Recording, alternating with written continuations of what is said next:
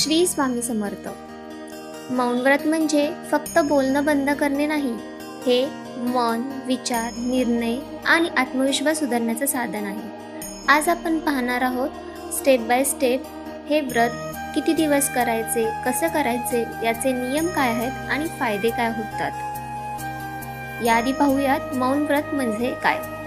मौन व्रत म्हणजे फक्त तोंड बंद ठेवणे नाही, हे मन शांत करण्याचं, विचार स्वच्छ करण्याचं आणि स्वामी समर्थांचा अनुभव घेण्याचं साधन आहे.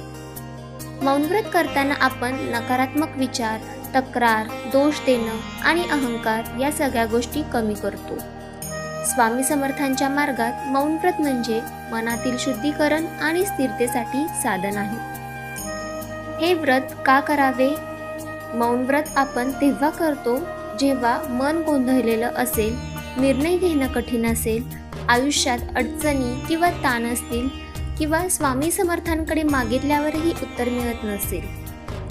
हे व्रत संकटासाठी नाही तर मन शांत आणि स्थिर करण्यासाठी आहे.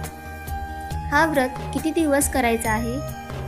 सुरुवातीला छोट्या कालावधीपासून प्रारंभ करा. प्रारंभिक मौन 3 तासाचा चालेल, दिवसातून कोणताही वेळ.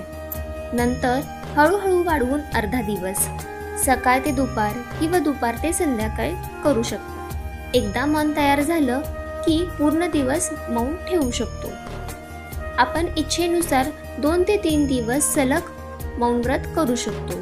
लक्षात ठेवा, किती दिवस नाही, किती प्रामाणिकपणे व्रत पाळलं आहे हे महत्त्वाचं आहे. यासाठी तयारी.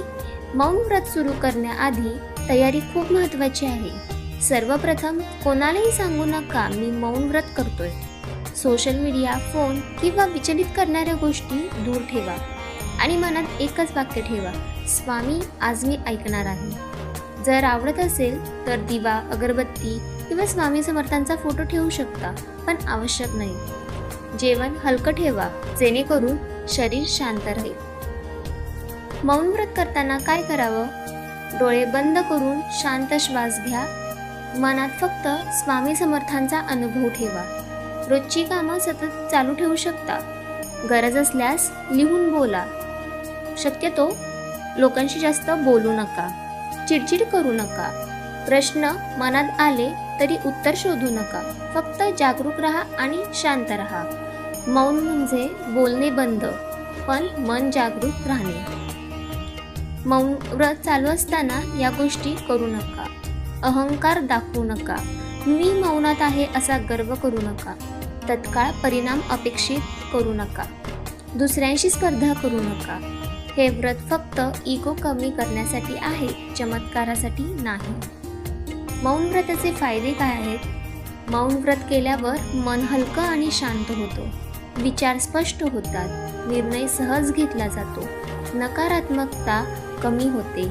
स्वामी समर्थांची कृपा अनुभवायला मिळते. यामुळे मानसिक, शारीरिक आणि आध्यात्मिक स्वास्थ्य वाढते. समर्थ उत्तर शब्दात देत नाहीत, ते स्थितीत बदल घडवतात.